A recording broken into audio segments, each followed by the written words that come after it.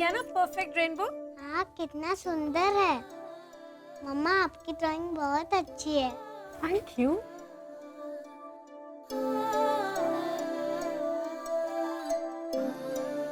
देखो दीदी, कितना अच्छा है ना।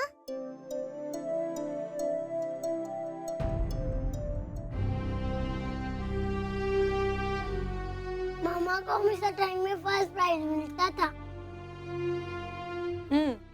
बहुत हो गई मम्मा की तारीफ। आप बताइए आपने क्या बनाया? अच्छा, तो अंश ने अपने आप को ही बना दिया। Very good. लाइए ऑरेंज वाला स्केच पेन दीजिए।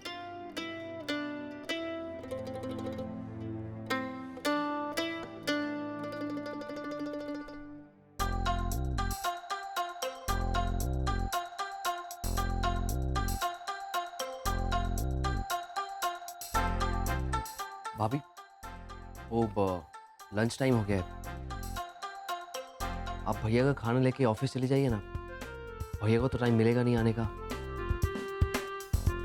ठीक है प्रतीक भैया, वैसे भी वो बुखार से अभी उठे हैं। ठीक समय पर खाना खाएंगे तो उनके लिए अच्छा होगा। लेकिन मैं तो यहाँ बच्चों की ड्राइंग्स पूरी करने में बिजी हूँ, फिर खाना कैसे? अरे विधि भाभी, एक मिनट यहाँ आइए ना प्लीज।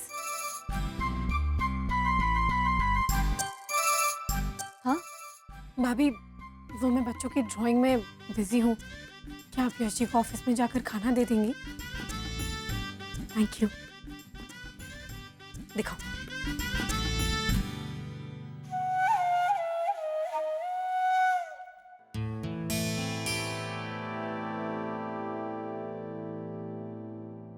एक मेरे यश भैया हैं जो दूसरों की शादी कराने के लिए अपनी लाइफ को साइड में रख दिया और अपनी पत्नी की बजाय अपनी असिस्टेंट स्मृति के साथ अगले 15 दिन बिताने के लिए प्लान कर लिया उन्होंने।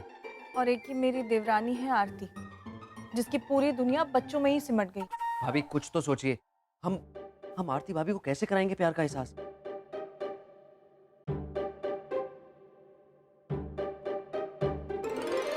आइडिया, एक जबरदस्त आइडिया मिला है। तो जल्दी से बताइए ना। सुनिए,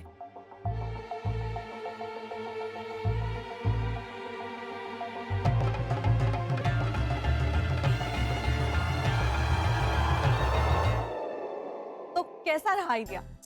ये क्या बोल रही है भाभी आप? यश भैया को पता चला ना तो मुझे मार पड़ेगी। अरे तो क्या हुआ मेरे प्यारे देव जी, अपने भैया और भाभी की खुशी के लिए थोड़ी सी मार खा लेंगे तो क्या फर्क पड़ेगा? यू आर राइट भाभी, अपनी प्यारी प्यारी भाभियों के लिए इस देवर की जान भी हाजिर है। ये हुई ना बात।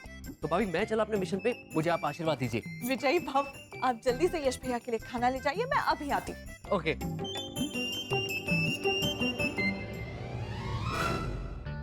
स्मृति, घर जाके कंप्यूटराइज ड्राफ्ट तैयार कर लेना प्रॉपर कलर्स के साथ, ताकि प्रेजेंटेशन का एनिमेटेड मॉडल तैयार हो जाए। आगे जाके हमें कोई प्रॉब्लम नहीं होनी चाहिए। Okay right sir. स्मृति, तुम जाओ, कल सुबह हम मिनिस्टर के ऑफिस में मिलते हैं। जी सर। भैया थोड़ा टाइम अपने लिए निकाल लीजिए, मैं खाना लेकर आया हूँ आपके लिए। थैंक्स। Excuse me. हाँ शर्मा जी।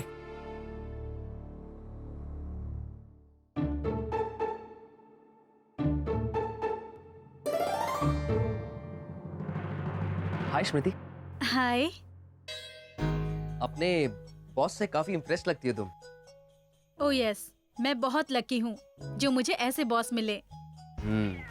फिर तो तुम ये भी सोचती होगी कि यश भैया जैसा लाइफ पार्टनर हो तो तुम्हारे लिए अच्छा है, राइट? हाँ, आपने तो मेरे मुंह की बात छीन ली। वैसे हमारा एक कजन है मुंबई में, वो यश भैया की बिल्कुल जेरॉक्स कॉपी है।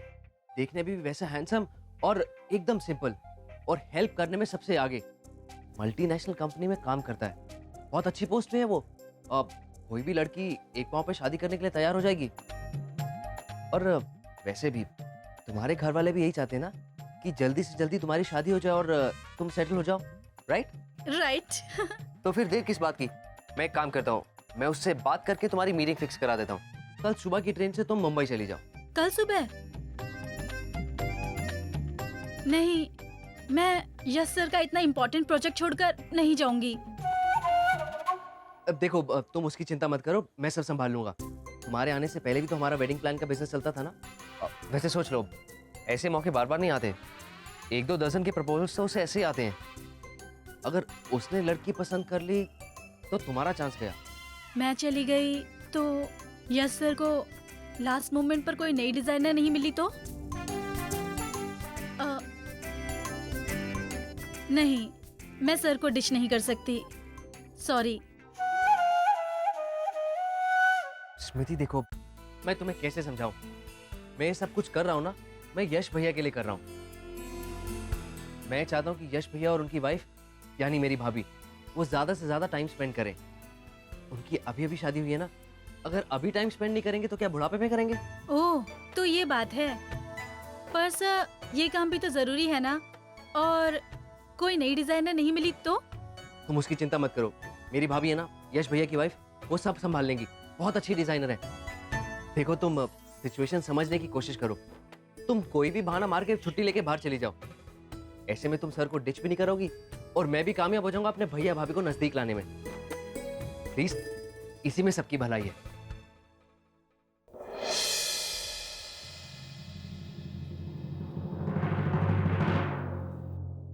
चलो पायल, आपके बाल बन गए। पलक, आप भी आ जाइए। दादी आप मेरे बाल बनवा दीजिए।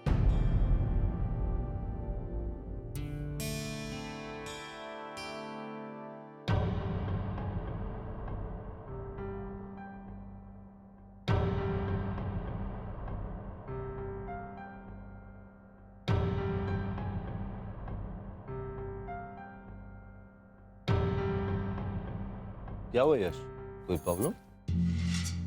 हाँ भैया, बहुत बड़ी प्रॉब्लम है। स्मृति हमारी डिज़ाइनर, उसके घर पे कुछ प्रॉब्लम हो गई है, तो वो 10-15 दिन के लिए छुट्टी पे गई है। 15 दिन की छुट्टी? लेकिन कल तो तेरी क्लाइंट के साथ मीटिंग है ना, और प्रेजेंटेशन भी देनी तूने। हाँ भैया, कल बहुत कुछ करना है। अब मुझे समझ में नहीं आ रहा कि करूँ क्या। भैया, वैसे आजकल की डिजाइनर्स का कोई भरोसा नहीं है। वैसे स्मृति ऐसी लड़की है नहीं, जरूर उसके घर में कोई प्रॉब्लम हो गई होगी।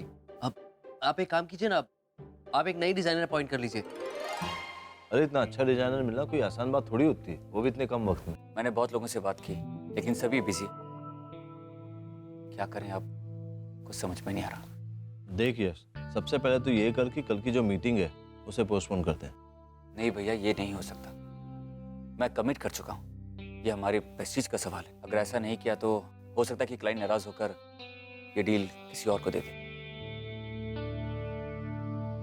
यश, ऐसे वक्त में मैं भी तेरी कोई मदद नहीं कर सकता हूँ। तू तो जानता है कि मेरी वो डिजाइनिंग कुछ खास नहीं है, और वैसे भी वो पड़ोस के शुक्ला जी की बेटी की शादी का जिम्मा भी मैंने ले रखा है। प्रतीक भैया, आप हेल्प कर दीजिए ना यश भैया के उनके प्रेजेंटेशन में। आई विश भाभी मैं ये सब कर सकता, लेकिन मैं भी पंकज भैया की तरह ड्राइंग नहीं बना सकता, तो प्रेजेंटेशन तो दूर की बात है। ये तो सचमुच चिंता की बात हो गई है। यश को डिजाइनर कहाँ से मिलेगा अब?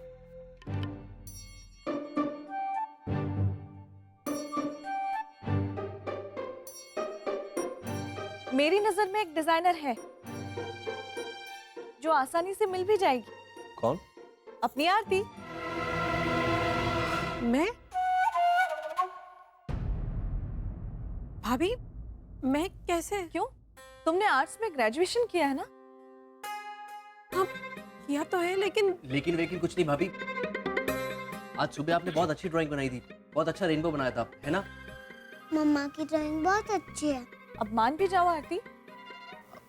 हाँ भाभी, आप ही बन जाइए ना भैया की डिजाइनर। नहीं भाभी, आरती जी से ये नहीं हो पाएगा। ड्राइंग बनाना अलग बात है और डिजाइनिंग अलग बात है भैया। क्लाइंट से मिलना होता है, उन्हें कन्विंस करना पड़ता है। आपसे नहीं हो पाएगा। यश भैया, आप हाउसवाइफ्स को अंडर एस्टिमेट कर रहे हैं। अरे एक बार आजमा के तो देखिए, अपने आप को प्रूव करके दिखाएंगे हम। क्यों आरती? विधि भाभी, मुझसे नहीं होगा। और वैसे भी यश जी मना कर रहे हैं ना। बच्चों का स्कूल में प्रोजेक्ट भी तो है, वो भी मुझे ही बनवाना है। नहीं होगा मुझसे, मैं इनके स्कूल के काम के साथ ही बिजी हूँ। मम्मा चलो चलो होमवर्क करो। पर आप भी आइए। चल बेटा आप भी जाओ।